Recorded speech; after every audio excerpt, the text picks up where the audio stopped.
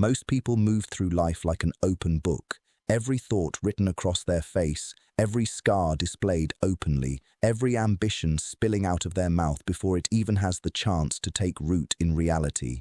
And the world doesn't reward that kind of openness. It uses it. It observes you, tracks your weaknesses, and stores them for the exact moment they become useful against you. That's not paranoia. That's one of the oldest truths of power. But then there are others. You've noticed them. You've felt their presence. The ones who enter a room and something changes. Something unspoken, something heavy, and no one can fully explain why. No one knows what they're thinking. No one knows what they're building. No one can read them clearly. They are not mysterious for attention. They are designed that way, built through discipline, through intention, through cold and calculated design. Machiavelli understood what most men go their entire lives without realizing. Your greatest weapon is not your strength, not your intelligence, not your resources. It is what you choose not to reveal. Because the moment the world can fully read you, you've already lost. Drop in the comments. I move in silence. Number 2, the mouth. Your greatest enemy wears your own face. Let's talk about the mouth. That small, ordinary opening that has destroyed more empires, ruined more careers, and buried more promising men than any external enemy ever could. Want to know where most people lose the game of power? Not in the boardroom, not on the battlefield, at the dinner table, in the group chat, in that one careless moment when the ego relaxes and the mouth starts running. Machiavelli warned us, and history proved it, that the man who cannot control his own tongue cannot control anything else. Words are not just communication. They are intelligence you willingly hand over to your enemies. Every time you overshare, you're giving them a map. Every time you complain, you're exposing where you're weak. Every time you talk about your next move before it's executed, you're handing over the blueprint of your own downfall. The world is not filled with allies waiting to celebrate your success. It is filled with observers, quiet, patient, calculating observers, who smile in your face while studying your words like a chess player studies the board. And here's the darkest part. The ones who will use your words against you are rarely strangers. They're the ones closest to you, the ones you trusted with your dreams. The ones you opened up to at your lowest. Silence is not weakness. Silence is protection. Silence is one of the most disciplined forms of power a man can practice in a world that constantly tries to pull words out of you. Every room you enter is a test, and the test is never about how much you know. It's always about how much you can hold back. The man who speaks less is the man who gets studied more, and the man who is studied more controls the narrative because he never gave anyone enough to write it for him. Guard your mouth the same way you guard your life, because in this game, they are no different. Comment below, my silence is my strategy. Number 3, the emotions. The cage you must build around your heart. Now we go deeper, because controlling your mouth is only half the battle. The real war, the one most men lose before they even realize it exists, is the war over your emotions. And let me be direct with you. Your emotions, when left unchecked and untrained, are not your strength. They are your exposure. They are the open gates through which every manipulator, every competitor, every envious individual walks straight into your fortress and tears it down from within. The world has sold you a comforting lie, that emotional expression equals strength, that wearing your heart openly is bravery, that letting others see you shaken proves authenticity. And while you were busy believing that, the cold and calculated ones were observing. They were noting every reaction, every hesitation, every flash of anger, every moment your eyes revealed what your mouth tried to hide. Because here's what dark psychology teaches, and what Machiavelli understood long before it had a label. The person who can trigger your emotions controls you completely. If someone can make you angry, they control your decisions. If they can make you desperate, they control your choices. If they can make you afraid, they control your entire perception of reality. The Machiavellian mind doesn't suppress emotion out of emptiness. It disciplines emotion out of awareness. There is a difference. You are allowed to feel everything: anger, grief, desire, love, but you feel it privately. You process it with intention, and you reveal it only when it serves a purpose. Your face becomes a mask, not a fake one, but a controlled one. A mask that reveals nothing when nothing should be shown, and everything when it must land with precision. This is not numbness, this is control. The lion does not react to every provocation. It observes, it waits, it moves only when the moment aligns perfectly with the outcome it wants. Build the cage around your heart, not to destroy what's inside, but to protect it from a world that will turn it against you without hesitation. Comment below, I feel everything. I show nothing. Number 4, the strategy. Never move without a map. Everything we've covered so far, the silence, the emotional control, the mask, none of it matters without this strategy. Because a ghost without direction is just lost, powerless, meaningless, forgotten. But a ghost with a map, a ghost that knows exactly where it's going, exactly what it's building, and exactly who stands in its way, that's something entirely different. That is something the world cannot stop, cannot predict, and cannot defend against.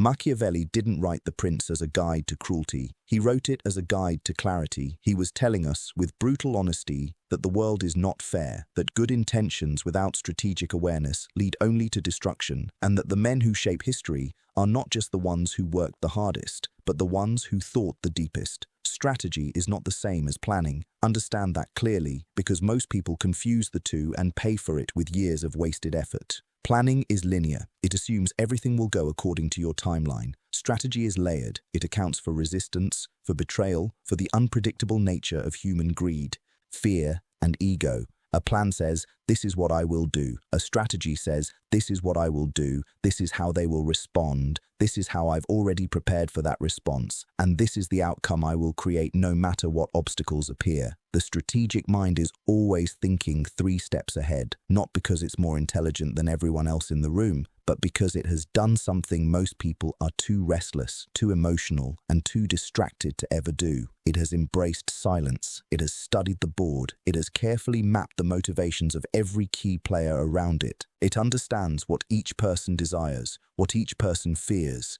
and exactly how those forces can either be aligned or disrupted to serve a greater objective. Never move out of reaction. Never make decisions in the heat of emotion. Never disclose your next move to anyone who doesn't absolutely need that information.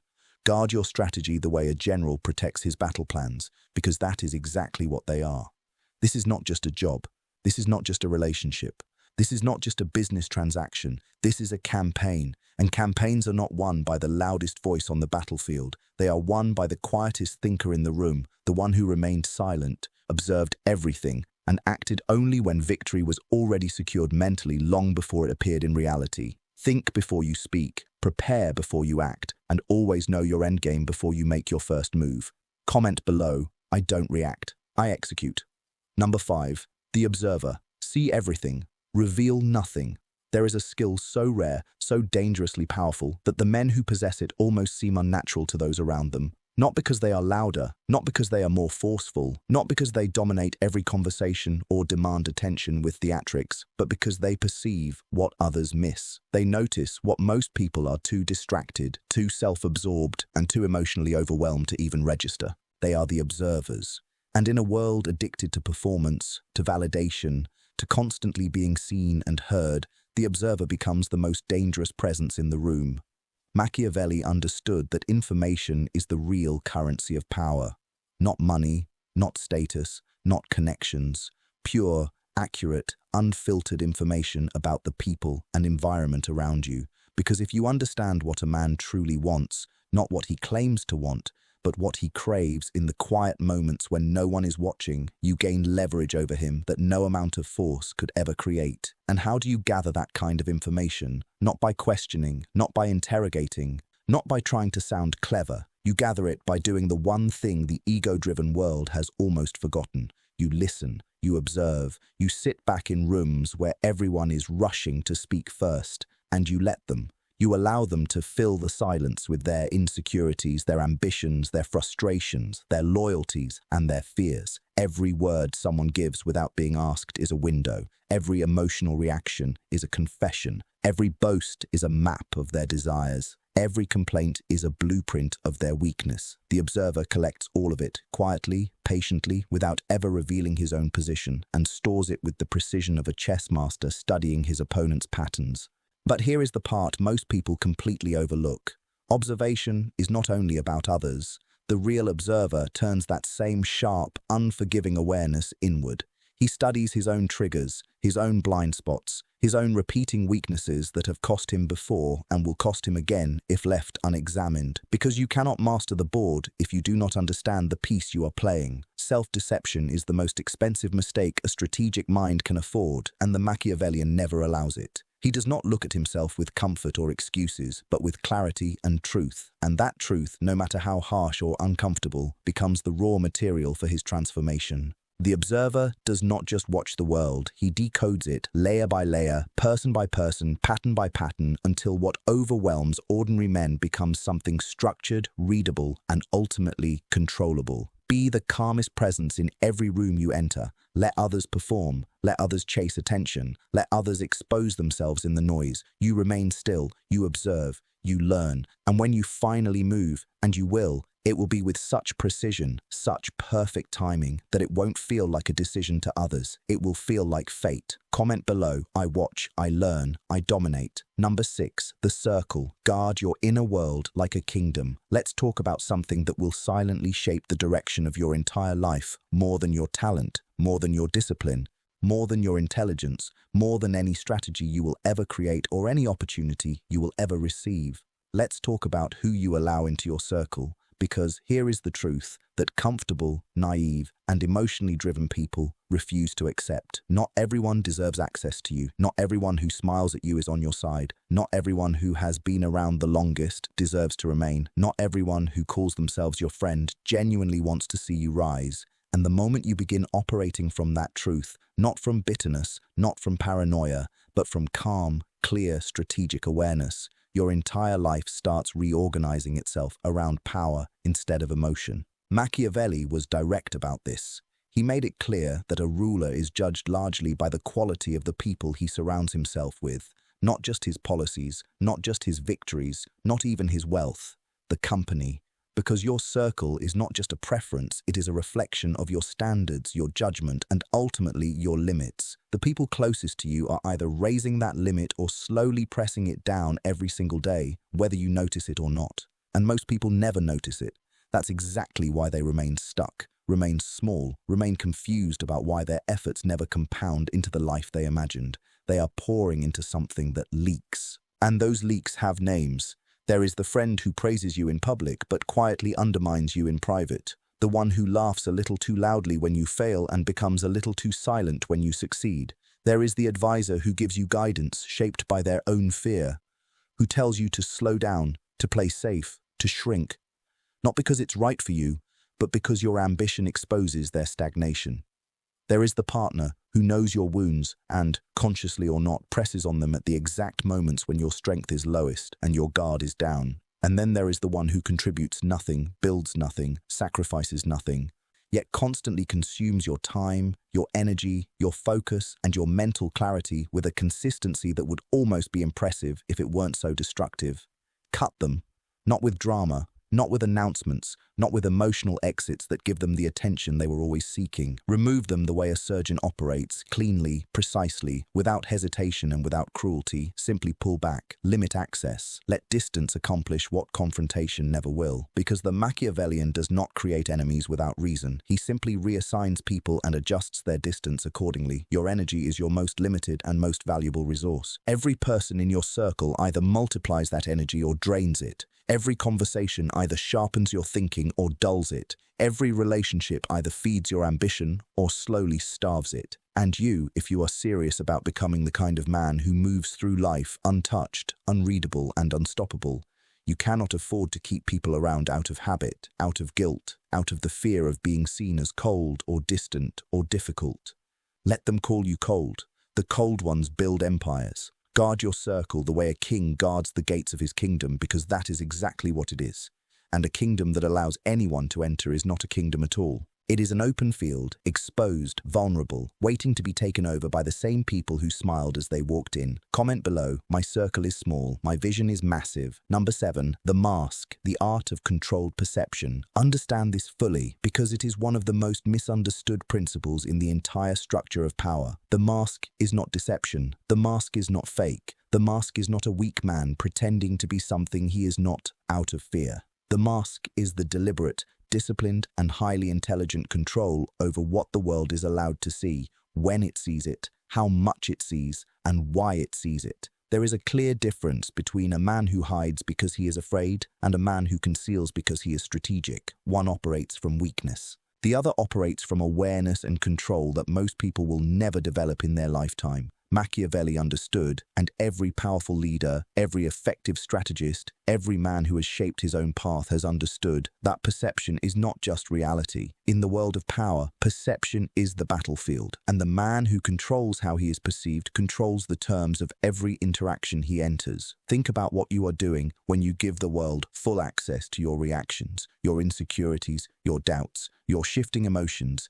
and your unprocessed thoughts. You are handing people a complete psychological blueprint. You are showing them exactly which buttons to press, exactly how to approach you, exactly what will destabilize you, and which situations will make you predictable. You're entering every situation already at a disadvantage without even realizing it. The mask changes that completely. When your face reveals only what you choose to reveal, when your words carry only what serves your purpose and nothing extra, when your presence remains steady and unreadable no matter what is happening inside you, you become something both unsettling and magnetic at the same time. Unsettling because people expect emotional exchange. They share and expect you to share. They react and expect you to react. They look for a response and expect to find one. And when they don't, when they are met with calm, control, and silence, something instinctive shifts inside them. They lean in. They try harder. They become slightly unsettled by your stillness without even understanding why. And that instability is power. But the mask is not one fixed expression used everywhere. That is not mastery, that is another form of exposure. A truly skilled man understands that the mask is flexible. It is a collection, not a single identity. You show warmth when warmth serves the situation. You show authority when authority is needed. You show vulnerability carefully, intentionally, when revealing a controlled amount of humanity builds trust and loyalty that pure coldness never could. You choose how you appear the same way a strategist chooses his move. Always intentional, always purposeful, never accidental, never reactive. And here is the deepest layer of this idea. The most powerful mask is not the cold, distant one that keeps everyone away. It is the warm, open, seemingly transparent one that makes people feel understood, valued, and trusted while revealing absolutely nothing of real strategic importance. That is not manipulation in a shallow sense. That is a high level of social and psychological intelligence. The ability to make people feel like they understand you, while the real you, the strategic you, the untouchable you, remains completely protected, completely in control, and completely unseen behind a presence the world will spend years trying and failing to fully decode. Comment below. You see what I choose, nothing more. Number 8. The patience. The weapon that destroys without ever making a sound. We live in a world that has completely abandoned patience. Everything is instant, everything is immediate, every result is expected before its time, every reward is demanded now, every ambition is supposed to appear on a timeline that satisfies the restless, undisciplined, dopamine-driven mind that modern life has conditioned us to have. And because of this obsession with immediacy, patience has become one of the rarest and most dangerously powerful weapons a strategic mind can possess. Because while everyone else is rushing, while everyone else is forcing outcomes, while everyone else is making noise, making moves, and making mistakes born from the inability to simply wait, the patient man is doing something the impatient world cannot understand and therefore cannot compete with. He is compounding quietly, invisibly, relentlessly. Machiavelli understood that timing is not just a part of strategy, it is the core of it. The right move at the wrong time is no longer the right move. It becomes wasted effort, exposed positioning, and lost advantage, all because the ego could not tolerate the discomfort of waiting for the perfect moment to arrive. History is not shaped by the men who move first, it is shaped by the men who move correctly. And correctness in the game of power is inseparable from timing. Julius Caesar did not act the moment the idea came to him. He waited, he built, he calculated, he endured the frustration of political resistance, the irritation of blocked ambitions, the slow burn of watching lesser men sit in positions he knew he deserved, and he absorbed all of it with the patience of someone who already understood how the story would end. And when he finally acted, when he crossed that Rubicon, everything changed. That is what patience creates. Not just results, but massive, irreversible outcomes, the kind that reshape reality, rewrite narratives, and leave the world permanently different from what it once was. But let's be clear, because patience is one of the most misunderstood ideas in the language of power. Patience is not passivity. Patience is not giving up. Patience is not silent suffering disguised as wisdom. True strategic patience is intensely active. While the impatient man is visibly scrambling, the patient man is silently preparing. He is learning, he is positioning, he is building resources, sharpening skills, mapping possibilities, strengthening connections, and constructing the internal foundation of a man who will be fully ready when the opportunity finally appears. He is not idle. He is compressed potential, like a coiled spring ready to release at the exact moment it matters most. And there is another layer to patience that the Machiavellian uses with precision. The patience of letting your enemies destroy themselves. This is one of the most refined applications of the principle, because the reactive, the emotional, the undisciplined, they always eventually expose themselves. They overextend. They create enemies carelessly. They burn bridges impulsively. They reveal their true nature under pressure, and in doing so, they tear down their own reputation, their own alliances, their own carefully built image, without you ever having to act against them. Your only responsibility is to stay outside the impact zone when it happens, to position yourself far enough away from their chaos that when they fall, and they will fall, none of the damage touches you. And then, in the quiet aftermath, when everything settles, when the landscape has shifted and the opportunities created by their collapse are left untouched, you step forward calmly, deliberately, with the steady confidence of someone who saw this moment coming long before anyone else noticed the first crack. That is the true power of patience. It doesn't just help you win, it makes your victories appear inevitable. And inevitability, the perception that your success was never in doubt, is one of the most psychologically dominant forces a man can project in any area of life. Wait, prepare, compound. And when the world finally asks how you got here, let them wonder. Comment below. I am not waiting, I am preparing. Number 9. The power. What it truly means to be untouchable. We've now reached the word that sits at the center of everything we've been building toward. The word every man with ambition burning inside him has chased in some way, whether he realizes it or not, directly or through countless substitutes. Power. But before we go further, we need to break down the version of power the world sold you, because that version is not just incomplete, it is dangerously misleading for the man who chases it without understanding its true nature. The world conditioned you to believe that power is external, that it's the car, the title, the money, the followers, the recognition you command in a room full of people who know your name. And while those things exist, while they have their place in the structure of an ambitious life, they are not power. They are the byproducts of power. They are visible expressions of something far deeper, far more stable, far harder to build, and far harder to destroy once it's truly established. Real power, Machiavellian power, the kind that doesn't shake when circumstances change, when people turn against you, or when opposition rises, is internal. It is complete ownership over your mind, your emotions, your reactions, your narrative, and your direction. It is being so deeply anchored in your vision, your values, and your strategic awareness that nothing the external world throws at you, no betrayal, no failure, no humiliation, no loss, can break your foundation or alter your path. That is what being untouchable really means. Not that nothing can hurt you, not that you are beyond consequences or immune to pain, but that nothing can control you, nothing can redirect you without your permission, nothing can define you unless you allow it. And no one, not your enemies, not your rivals, not those who doubted you, not the systems designed to limit you, can decide how your story ends, because you hold that control, always. The untouchable man is not the loudest presence in the room. He is rarely the most aggressive, the most visibly dominant, or the most attention-demanding figure at the table. In fact, the truly untouchable man is often the one you barely noticed, the one who stayed quiet, spoke with intention, smiled without revealing anything, and walked away with more insight, more leverage, and more advantage than everyone else combined, without anyone fully realizing how it happened. Power, when understood correctly, is not something you take. It is something you become.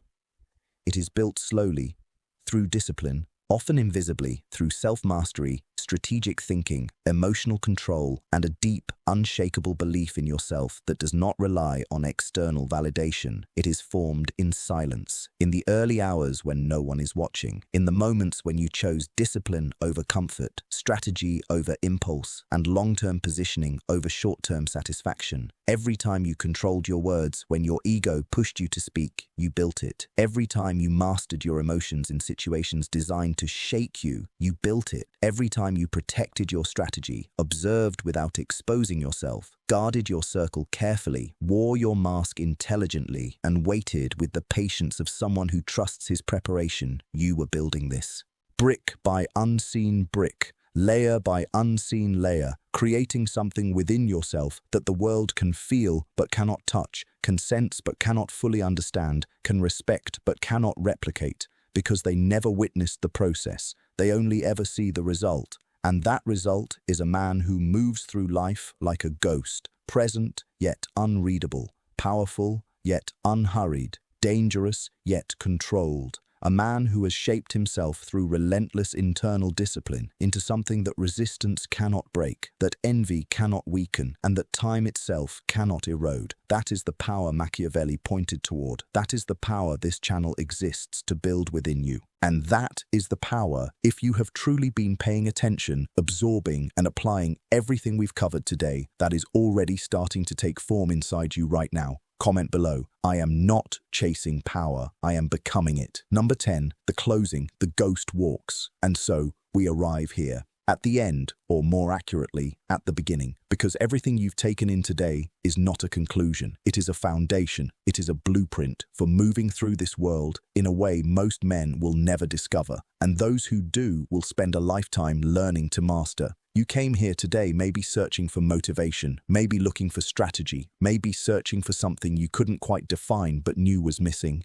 A system, a philosophy, a way of operating that finally matched the depth of your ambition and the intensity of your drive. And what you found instead was something colder, something sharper, something far more demanding than simple motivation. You found a mirror that didn't just show you who you are, but who you could become when you stop wasting energy on the wrong words, the wrong emotions, the wrong people, and the wrong timing.